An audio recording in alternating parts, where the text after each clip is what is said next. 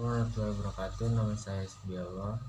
Sekarang saya akan membahas pengaruh COVID-19 terhadap pertumbuhan dan pembangunan ekonomi di Indonesia.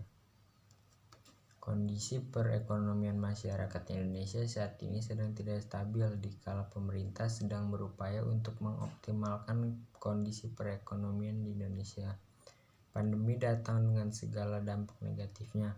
Seperti yang kita ketahui sekarang bahwa dampak dari pandemi ini sangat berpengaruh terhadap segala aspek, terutama pada kondisi kesehatan dan perekonomian masyarakat.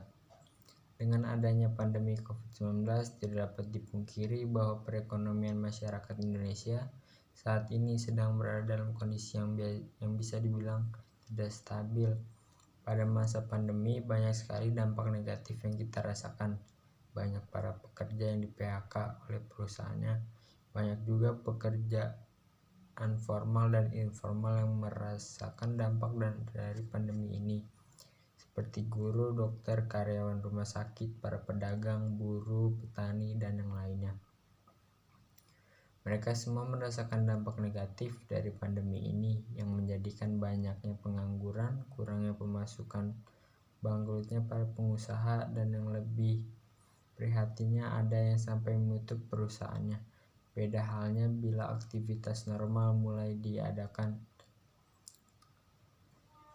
Perusahaan perlu waktu mencari lagi pegawai baru untuk memulai usahanya kembali. Banyak perusahaan atau pedagang yang akan tidak kuat bertahan selama pandemi ini masih ada.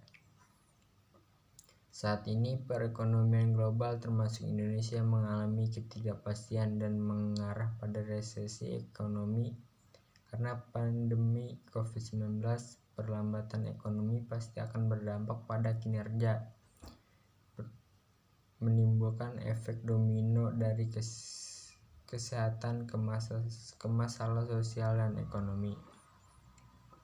Perekonomian Indonesia berdasarkan besaran produk domestik bruto atau PDB atas dasar harga berlaku triwulan 3 2020 mencapai 3,894,7 triliun dan atas dasar harga konstan 2010 mencapai 2,726,6 triliun. Ekonomi Indonesia triwulan 3 2000 terhadap triwulan sebelumnya meningkat sebesar 5,0,5%. Dari sisi produk, pertumbuhan tertinggi pada lapangan usaha, transportasi, dan penggudangan sebesar 24,28%.